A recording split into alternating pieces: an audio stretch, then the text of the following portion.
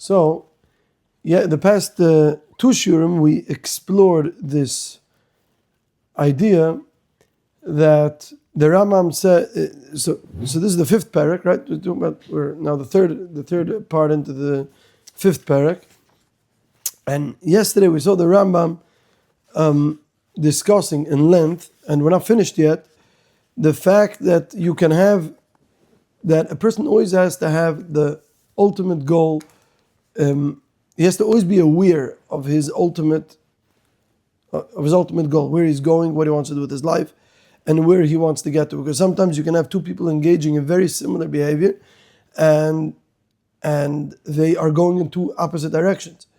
And now, many times, or maybe even most times, the difference between the person who's in tune and aware of a general objective, what he wants to do with his life, will act differently. So, meaning, you could say that in many times you could even have two people eating the same food, and that is it's having two opposite effects on them. That's also true. But more basically, what you're going to have more often is that someone who has a goal, someone who knows where he wants to go, someone who is aware that what gives him the form of a human being is his das, is his intellect and reason, and therefore he does whatever he could to put his health and whether physical, emotional, spiritual, that it should be in a position that his reason should be able to function on a high level. Such a person, when he sees food that's maybe tempting and looks very appealing, but unhealthy, he won't eat it because he is focused on, he knows that this is going to not only distract him, this is going to take him away, this is going to get him further from where he wants to go, versus the other person who, the Rambam says, when this person eats the food that's unhealthy, right? This person that goes for the third slice of pizza, he's not doing that as a human being, he's doing that as an animal. So, right, because really what gives a person his form, what makes him human, that's key. What makes a human is not his hands and feet, and is not his organs that look very similar to many other creatures. What makes him uniquely human is his reason and intellect and the ability to choose and not to be a robotic, a programmed animal. Therefore, when a person does act animalistic and does act beastly and does act in a very based way, then he's not acting that as a result of his humanity, but out of his animal. And that's why the Rambam said that people, their food and their business and their profession, all these things should be focused and geared in a way, in the greater context of the goal where he wants to go with his life. The Rambam did make a distinction between various different professions, carpentry versus medicine, for instance, because medicine is a higher science because it is a means to an end versus carpentry that's a step further.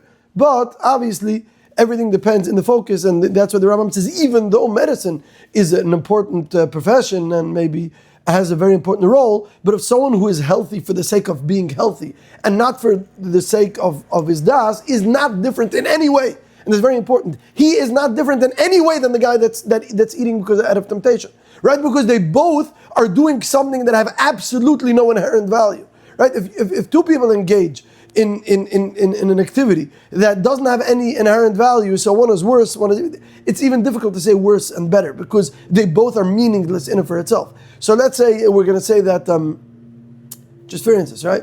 There's someone laying on his deathbed. So let's say we both agree that, so we'll take even the Rambam's mashal. Let's say that being a doctor is more of a, you could say, more of a high class profession than being, than being a shoemaker, right? So we could say that for the same reason the Rambam says it. Now, a person on his deathbed that was a doctor, he was a lawyer, he was an intellectual, he was a philosopher, whatever it was, and his entire focus in life and his entire profession was to make money or to gain, COVID or whatever it is, and the other person who was engaged in a more basic profession did it also to make money. Is there any inherent difference between both of these people? No, both of these people wasted 80 years of their life doing nothing and going nowhere. So what difference does it make if if there's a, if theoretically this is more of a white collar or it doesn't, it's not a shkeit. It makes a difference when you're focused. Now the truth is that even when you're focused, it doesn't need to make a difference, because someone who is focused, there's someone who has the greater goal in mind. So when he is making shoes, Rabbi Yochanan HaSandler can make shoes all his life. It doesn't affect his connection to the Rebbeinu Shalom, right? That's Chanoich says in the Medrash was a shoemaker. So no matter what profession, if a person is focused and a person has the greater goal in mind, and a person knows that I am not here to make shoes, and I'm not here to be a doctor, and I'm not here to make money, and I'm not here to get COVID or whatever it is.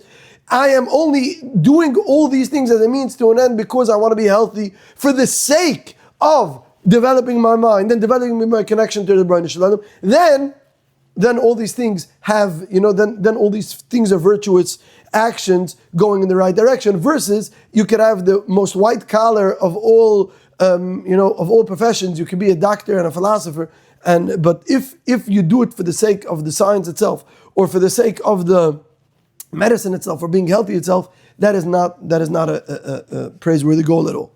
So the Rambam is going to apply this now to the sciences. Anything a person now, the same idea of being focused on the general goal, being focused on the greater goal, right? Being focused on Ladas Hashem, and understanding that that's why you're here, and that's what makes your life worth living, right? Like the Rambam said in the end of the second Pirkei, that someone who lives as an animal, his life is worthless, his life is meaningless, because he could have just been an animal, no one would have known the difference. So if you are focused on what makes your life worth living, if you apply that idea to the sciences, it'll work the same way. That someone that all his wisdom and science is. So we're not talking about metaphysics, because if we're talking about metaphysics is to be oisik in chacham selakus, to be oisik in masa merkova, masa bereishis, to be oisik in the nature of Hashem's relationship to the world, the yud gimel midishar rachmim, and all these type of things, and the Shems and the Mekubalim, which obviously the Rambam doesn't see eye to eye to, but that science, or the Rambam's Ma'aser Merkava, Ma'aser Bereishis, whatever it is, being oisik in the relationship Hashem has with the world, and the way Hashem is mizgal in the Torah, and the way Hashem was mizgal in Asin and Mitzrayim, and in the Beis HaMikdash, and so on and so forth, being oisik in that sugya, that is the ultimate. So obviously when a person is in that situation, he doesn't have to think about it, because he's actually engaging in Yediyas Hashem. So we're not talking about that. That's what the Rambam says. That goes without saying.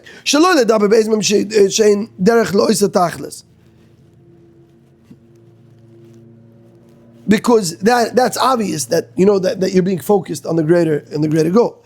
That even the studying certain intellectual disciplines that don't directly engage with Yediyas Hashem, for instance, mathematics, algebra, and different geometry, and engineering, and mechanics, all these types of different sciences, right? So the Rambam basically talking. So you have the science of metaphysics, you have Yediyas Hashem.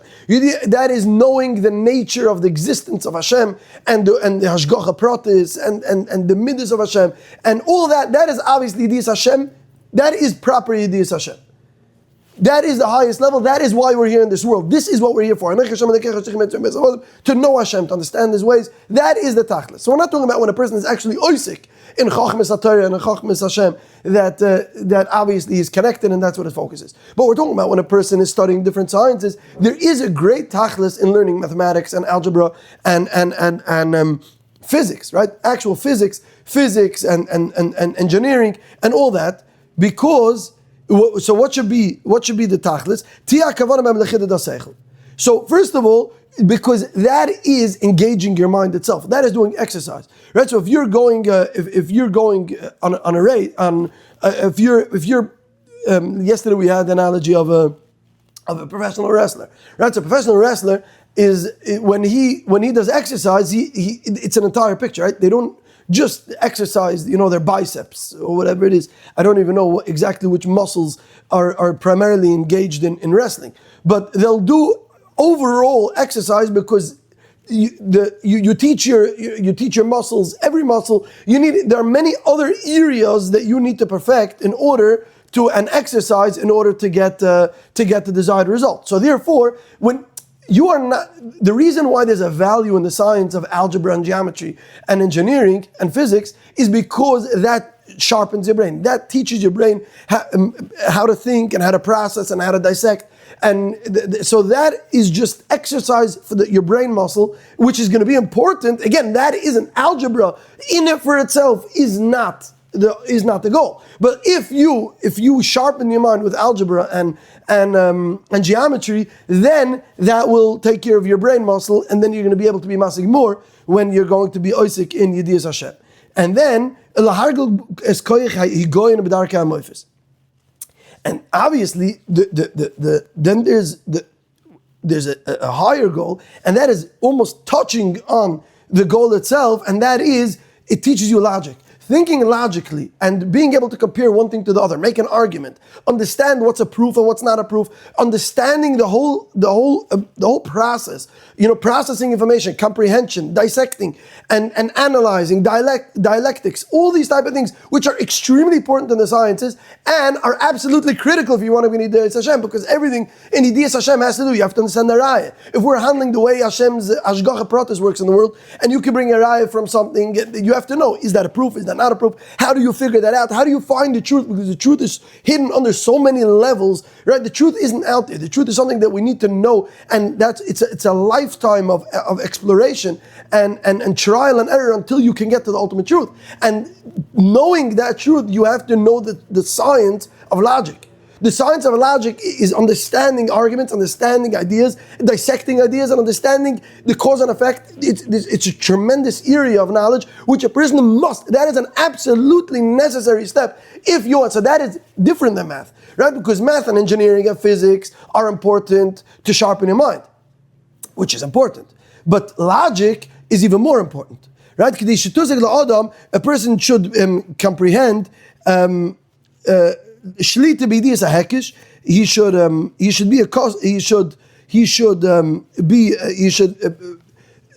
attain proficiency in distinguishing logical proofs, and what makes sense and what doesn't make sense, and that itself is the way that's going to pave the way that he's ultimately going to reach the true knowledge of Hashem's existence, and that's how he will be, and that's how he's going to reach his tachlis.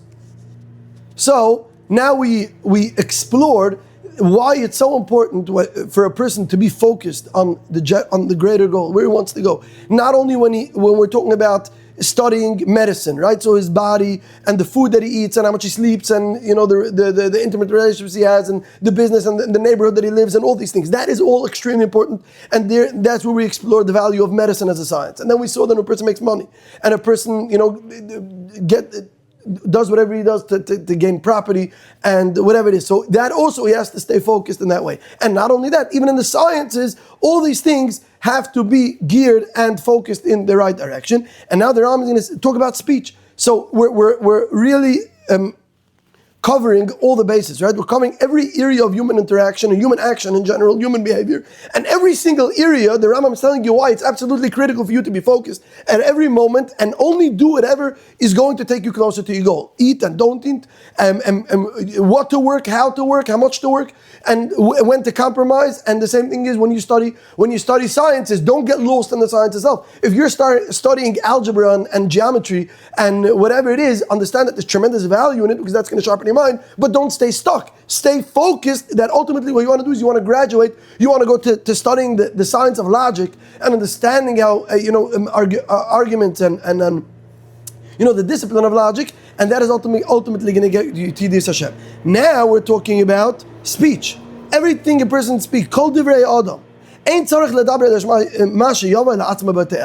Only speak things that will make your life better. Only speak things that will bring you a benefit.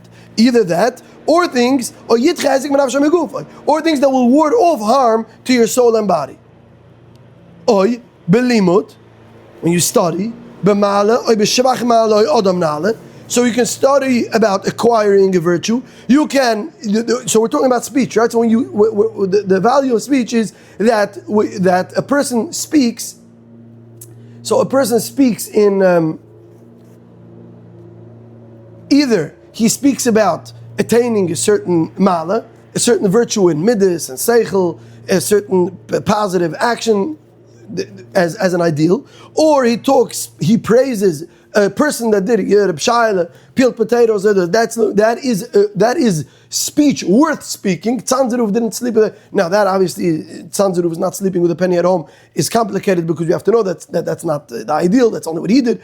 Ayin Perek Dalet. But the idea, Shaboy, is when we talk Sipurit Tzadikim and we talk about Tzadikim, that is speech worth speaking. And because that is what that does, is that opens up our mind, that opens up our heart, and that gives us an ideal to what to strive for. That gives us, so that is speech. So either talking about chesed per se, or talking about a person that does chesed, or talking about so all these things, that is speech worth speaking. Divrei Torah, Tefillah, Avodas Hashem. These things is speech that is going to get us closer to our goal. You know what else is virtuous speech? If you speak negatively, if you speak negatively about a person that does bad things, that is also a virtuous thing. Begnus midaray adam ra. So now, obviously, we're getting very defensive, because we know that there's such a thing as Lashon Hara. Says the Rambam, no. Ki kileles balei midas rois v'ginoi zichram. That if a person, a very obvious bad, evil person, a person that engages in negative activity, a person that makes the world a worse place, a person that's a balavera, such a person cursing him and pointing out how bad he is for society is absolutely necessary. Because that's what we're, just like you understand, that it's a virtue to tell people, look at the Heilige Tzanzeruf, look at these people, look how they daven, look how they learn, look how connected to Hashem they are. This is the person we should look like. You also have to tell them, don't be like so-and-so, don't do what he does, don't go out at night to the streets, and don't drink, and don't do drugs, and that is important. Look at that person, don't do what he does. Because now, Ayin Chafetz Chaim for the exact framework when this is okay and when this is not okay. But we have to understand that is a necessary virtue. That is a positive speech. Speaking negatively about a Rosh is a positive speech, because if not, then we don't have positive and we don't have negative. If everything is good and everything goes, then nothing is good, obviously. So that's what the Rambam says. Now, if the intention, it depends what the intention is. If the intention was that to belittle these evil people in the eyes of other people, that people should take a lesson from that, not to be like them and not to do these things, then that is not only permitted, it's an obligation and it's a virtue, and that makes your speech better speech. That makes you a better person, because you engaged in positive speech, because you said, look, these people did bad things, we don't do these things. And you see the Torah does it. The Torah says, Kamasa Eretz Mitzrayim, Kamasa Eretz Canaan, you shouldn't do. So the Torah says, look at these people. The Torah says the story about Sodom. Why does the Torah tell us the story about Sodom? Because the Torah wants to tell us, look at the mirror, look at the nigud, as you say in Lashon Kodesh. Right? Look at the contrast. That's what I was looking for. Look at the contrast between Avram Avinu and the same parasha. You have a person like Avram Avinu who takes people into his house. You have a person like Lot who was mechonech through Avram Avinu, and he took people into his house. And then look at Sodom, and that's why Hashem has a relationship with Avram Avinu and his kids still today. And that's why Hashem utterly destroyed Sodom, because they're not worthy of existing. If we can tell these two stories, then neither of these stories are important, and nothing is important. What's important is we have to tell both of these stories, the do's and the don'ts. This is Avram Avinu. This is what Hashem likes. This is what Hashem values. This is Sodom. This is Hashem hates this, Hashem looks down at this, and Hashem wants to utterly destroy this. And these people are destroying the world. And that's why the Torah engages. The Torah doesn't engage in negative speech. I don't mean negative. I mean the Torah doesn't engage in bad speech. The Torah only engages in the highest speeches, the Hashem itself. So if Hashem tells us Kamas Eretz Mitzrayim and Kamas Eretz Canaan, the Torah tells us the story of Sodom, and the Torah tells us stories of other Rishonim. It's the reason, because that is speech that we need. These are conversations we need to have.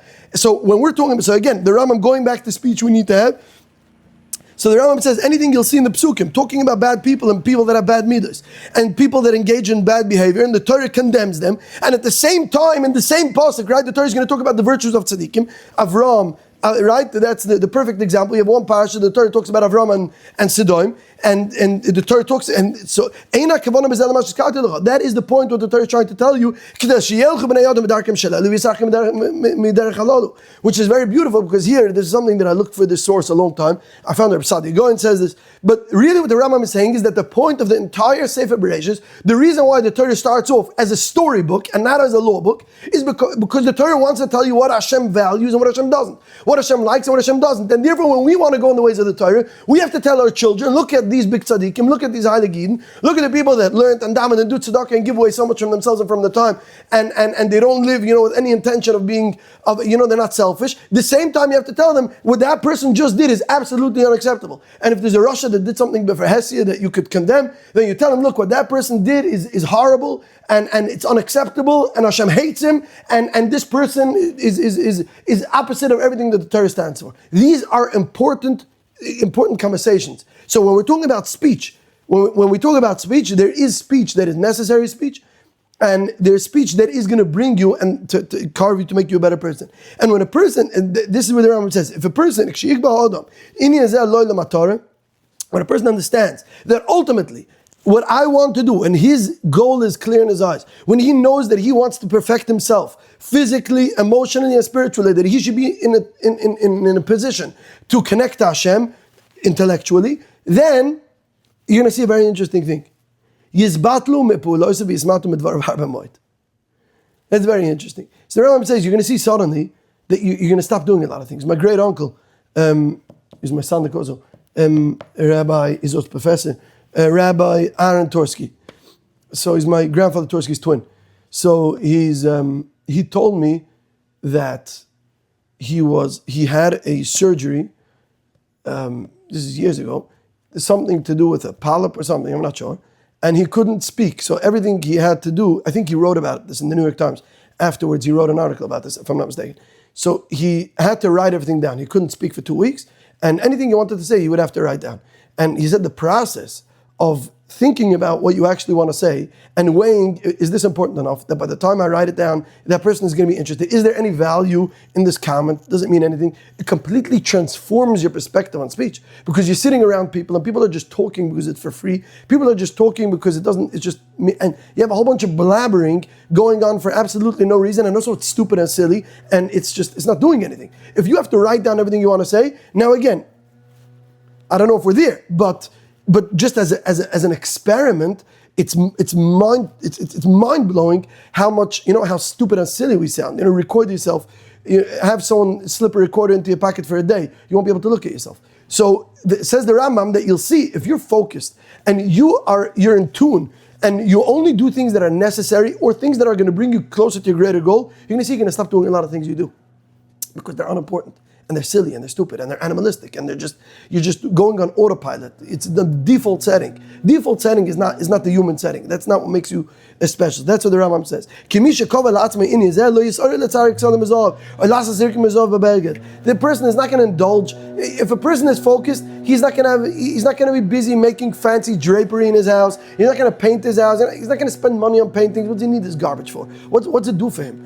Think about it. You're going to make these nice drapes. Does it do anything for you? What does it do for you? Do you need that? Is it bringing you closer? So you're going to see not only it's going to change the way you do things, which is extremely important, and maybe I would say the key idea of this parak is that it's going to transform the way you do things. But here the Rambam says is not only it's going to change the way you do things and their intentions and the focus that comes with it. You'll see also it's going to take down. You're going to have a lot of excess to take away, a lot of speech that's meaningless, a lot of food that was unnecessary, a lot of hours in business maybe that you're just paying for things that you don't really need and you don't really want. So this can have a ripple effect across everything. Now the Rambam, there's just a little footnote to that, and then the Rambam says that I'm not saying, I just want to finish because if not, we'll never finish the Perek. But what the Rambam is just throwing in over here, although we're going to stick over time, is that the footnote to this statement is that I'm not saying that nice drapery and nice paintings aren't important, because sometimes they have a very important role, and that is that it helps a person emotionally. Because if you're depressed, being depressed is not good. Being having a lot of pressure on your head, financial pressure or even intellectual pressure, right? The person, if you're engaged every second in deep thought, that can strain your mind. Now, if someone has a strained mind, what does he do? So we saw yesterday, he looks at nice things. So having nice drapery and nice paintings and listening to nice music and eating good food, that does something to lighten up your mood and to open up your senses and make you calm. And being calm is very important. So that's what the Rambam says. That again, I did say it's a sort of like it's a I forgot what I was looking for. Anyway, but what the Rambam is saying is that although I did say, it's as a disclaimer. He's saying even though I said that you will, you're going to stop engaging in many of these actions, but still you should know there is sometimes when that is important, and that is in kavanos nafshoy. If that is these embroideries and these nice things and these paintings, if that is to make your soul expansive, that way it's going to be healthy from the sickness and melancholy, like we said yesterday. Is in order, again, if he's focused on the greater goal, and that is that he should be able to be in a position to be a Dayas Hashem, to be Osik Chachme, then that's good. Like the Gemara says, that a Dirana, Ishana, is a good thing. That a nice house and a nice woman and a good, nice, comfortable bed, these are things that are very good for a Talmid Chacham to have. And that the reason why is because the Rambam says that really what's going to happen is if a person is under constant pressure, then his brain is just going to stop working. The soul becomes weary, and the power of thought becomes dull, and he won't be of constant contemplation, right? He can't think every second of the day. So just like the body physically gets weary from difficult physical labor, the mind gets weary from intellectual labor. So therefore, you need a. That's why Talmid Chacham that his mind is strained in Yidis Hashem and tired all day. He should come home to a nice house because that's going to open his mind and it's going to calm his soul and it's going to bring him to a position. He'll get a good night's sleep. That's going to put him in a position where tomorrow morning he's going to be invigorated and recharged for another day. So that's why, again, says the Rambam. So. That's why not always are these luxuries are these luxuries bad. Sometimes they have a very important function and they're recommended. But again, everything according to the situation, and every person is different. So now let's wrap up this third part, and that is that the Rambam said that we're going for too long already. In any case, we'll make a sikkum tomorrow when we start. Tomorrow's Friday, so Sunday. And thank you again, everyone, for joining us. Like I mentioned.